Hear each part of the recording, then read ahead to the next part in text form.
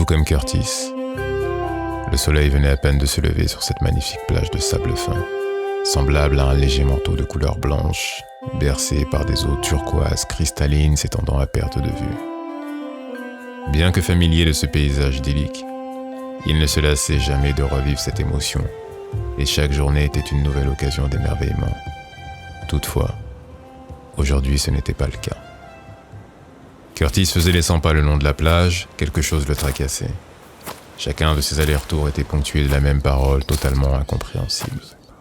Cette scène aurait pu durer un petit moment, si sa réflexion n'avait pas été interrompue par l'arrivée de son meilleur ami, Miles l'Albatros, qui hurla son nom à gorge déployée. Curtis! Curtis! Oh, Curtis! Curtis! Curtis! Curtis leva les yeux au ciel et vit Miles effectuer un triple looping, puis un autre, et encore un autre, avant de finir par un tonneau tout en hurlant. Curtis, pourquoi mon copain? Pour enfin atterrir juste à côté de son ami. Alors, comment veut ma testidine préférée? Miles, tu ne peux pas dire tortue comme tout le monde? Bah c'est pareil, à part que c'est du latin. Moi ça ne me dérange pas que tu m'appelles Sir Miles de l'ordre des Procélières Réformes et de la famille des Diomédéidés. Et de la famille des Diomédéidés. Je connais la chanson. Miles, tu es un albatros. Tu sais qu'il n'est pas nécessaire d'afficher tout ton pédigré à chaque fois que tu salues quelqu'un ou que tu te présentes? C'est pas, je trouve ça bien. Ces deux-là s'étaient connus tout petits. Peu de temps après avoir cassé leurs coquilles respectives, et dès lors, ils ne s'étaient plus jamais quittés. Qu'est-ce qui ne va pas, mon copain? Écoute, ce matin, en me réveillant, je me suis interrogé sur le sens de la vie. Enfin, surtout ma vie. J'ai l'impression de ne servir à rien. Je me lève, je me couche, je contemple ce cadre idyllique. Je suis heureux, ne crois pas que je sois en train de me plaindre, mais j'ai l'impression qu'il me manque quelque chose. Serais-tu devenu philosophe, mon Curtis? C'est super profond tout ce que tu dis. Alors si je résume, t'es heureux, tu te lèves, tu te couches, tu contemples, tu sers à rien. Non, j'ai l'impression de ne servir à rien, Miles. L'impression. Ah oui, pardon. C'est pareil, non? Non, pas tout à fait. Un mot peut changer tout le sens d'une phrase, et puis quand tu le dis, ça ne sonne pas pareil. Ce n'est pas le message que j'essaie de faire passer. Ouh là là, t'es compliqué, mon copain. L'intensité des échanges entre les deux compères vint troubler le sommeil du sage du village, Lenny le lémurien, qui non loin de là terminait sa nuit, bien campé sur les branches de son baobab préféré. Quelle est l'origine de tout ce vacarme venant troubler mon sommeil? Oh, pardon papa Lenny, déclara Curtis. Désolé, poursuivit Miles.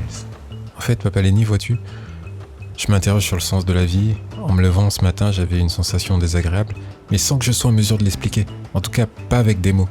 J'ai l'impression de vivre la même routine et je n'y prends plus aucun plaisir. Le sens de la vie? Vaste question. Pas sûr que tu trouves la réponse aujourd'hui. En revanche, ce que je perçois, c'est l'absence de direction.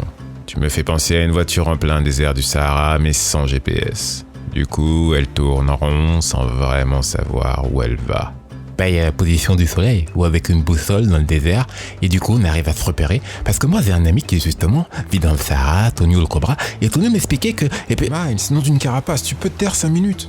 Oui, c'est bon, j'ai compris. Miles regardait Curtis tout en passant son aile sur son bec, lui montrant ainsi que son bec resterait fermé jusqu'à nouvel ordre. Où en étais-je avant d'être interrompu? Lança le sage Lenny tout en jetant un regard à l'attention de Miles, qui esquiva, préférant observer le ciel. Bon, Curtis, revenons à notre discussion. De toute évidence, comme je te disais, il te manque une direction, ou si tu préfères, un objectif clair, d'où l'absence de sens. Voyons. Et si je te lançais un défi? Je ne comprends pas trop bien le but, mais pourquoi pas. D'accord, déclara Curtis. J'y viens. Plutôt que de te donner un gros objectif qui répondrait à ta problématique, donner du sens à ta vie, je vais te proposer un objectif intermédiaire. À compter de maintenant, et si tu l'acceptes, tu auras jusqu'au coucher du soleil pour te rendre utile, de la manière dont tu le souhaites auprès d'un habitant du village. Je te donne toutefois un dernier conseil. Prête une grande attention à l'intention que tu mettras derrière chacune de tes actions. Es-tu prêt à relever ce défi? Oh oui, papa Lenny. Mais comment je saurais que j'ai réussi? Effectivement, c'est une excellente question que tu te poses là. Je te dirais que dans la définition d'un objectif, il y a plusieurs critères à respecter. Le fait qu'il soit clair et concret, qu'ils soient exprimés de manière positive, qu'ils ne dépendent que de toi, qu'ils soient écologiques et mesurables, et c'est ce dernier critère qui te permettra d'évaluer la réussite de ton objectif. Est-ce suffisamment clair pour toi à présent ? Demanda le sage Lenny. Oh oui, Répondit Curtis. Non. Intervint Miles. C'est quoi l'écologie? L'écologie. En voilà une question intéressante, si un Miles de l'ordre des Procellariiformes et de la famille des Diomédéidés.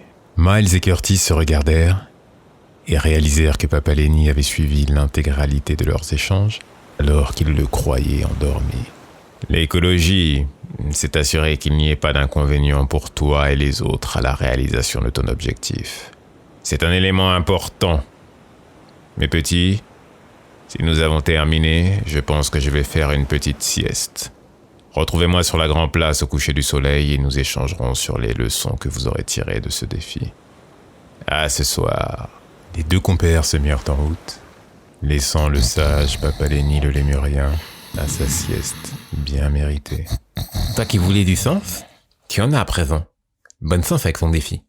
Par contre, c'est bien qu'il nous ait donné rendez-vous sur la grande place. C'est pile à côté de chez toi. Déclara Miles. Miles, Oui? y a rien qui te dérange? Non, pourquoi? Ça devrait? ça doit bien faire 5 bonnes minutes que nous marchons, enfin, surtout moi, et que tu es tranquillement prélassé sur mon dos. Non, d'une carapace, utilise tes pattes. Miles prit tout son temps et se laissa glisser tranquillement et en douceur sur le sol. Calme-toi, mon copain. On n'est pas pressé. Regarde, c'est si descendu. Hop, hop, hop, petits œufs de pâte. I feel good. Chemin faisant, ils virent à quelques mètres devant eux, et avançant à petite allure, Madame Iguanon. Un iguane d'un âge avancé qui avait pour habitude de se rendre au village voisin pour y vendre ses poteries. D'ailleurs, ces poteries constituaient son unique source de revenus. Habituellement, elle ne faisait qu'un voyage par jour, mais depuis que les murs de sa maison familiale, transmise de génération en génération, menaçaient de s'effondrer, elle était obligée de doubler la cadence. Sans cet effort supplémentaire, elle aurait été dans l'impossibilité de pouvoir réaliser les réparations, et malheureusement, cela avait également un impact sur sa santé. Arrivant à son niveau, ce fut une évidence pour Curtis. Il proposa d'emblée son aide. Bonjour Madame Iguanon, est-ce que je peux vous aider? Bonjour Curtis. Sais-tu que je dois me rendre dans le village voisin? Cela représente une bonne demi-heure de marche. Aucun problème, j'ai tout le temps, et je le fais avec grand plaisir. Curtis se saisit du sac contenant les poteries, le mit sur sa carapace et se mit à marcher suivi de Madame Iguanon. En revanche, aucune trace de Miles. Il regarda dans le ciel et le vit en train de réaliser des figures acrobatiques. « Mais que fais-tu » demanda Curtis. C'est évident, je me dégourdis les ailes, mais par contre, toi, tu devrais regarder où tu mets tes pattes. Et en effet, il aurait été plus sage pour Curtis d'être concentré sur la tâche qui lui avait été confiée. Car sa patte se prit dans un trou qui lui fit perdre l'équilibre, entraînant le sac dans sa chute, ainsi que son contenu, qui se brisa dans un incroyable tumulte. « Malheureux! Qu'as-tu fait ?» déclara Madame Iguanon. Je ne te félicite pas, Curtis. Que va devenir Madame Iguanon? Tu te rends compte dans la situation dans laquelle tu l'as mise? Renchérit Miles. Je suis confus Madame Iguanon, comment puis-je me rattraper? Tu en as assez fait. Du coup, je vais devoir aller chercher les poteries de ma deuxième tournée. Vous avez totalement raison, Madame Iguanon. C'est impardonnable. Rajouta Miles, désavouant ainsi Curtis par la même occasion. Sachant que ce dernier, lorsqu'il était soumis à un stress trop important, se terrait dans sa carapace et c'est exactement ce qu'il fit. Curtis, je suis très âgé et fatigué. Je n'aurais peut-être même pas dû accepter ton aide en premier lieu. Et sur ces mots, elle laissa les deux compères et s'en retourna chercher son deuxième chargement de poterie. Waouh! Elle a eu des mots très durs. Je n'aurais même pas dû accepter ton aide. Oh. Elle y va un peu fort. Ça va, mon copain? Tu peux sortir, elle est partie. S'inquiéta Miles pendant que Curtis sortait la tête de sa carapace. Miles, mais vous êtes combien dans ton corps? Maintenant qu'elle est partie, tu t'inquiètes de mon état alors que l'instant d'avant, tu étais le premier à me blâmer? Je ne vois pas de quoi tu parles, mon copain. D'ailleurs, j'ai une idée. Pour se rattraper, tu n'as qu'à aider à la réparation de sa maison. Et elle oubliera les poteries. Proposa Miles. Excellente idée. Allons-y de ce pas.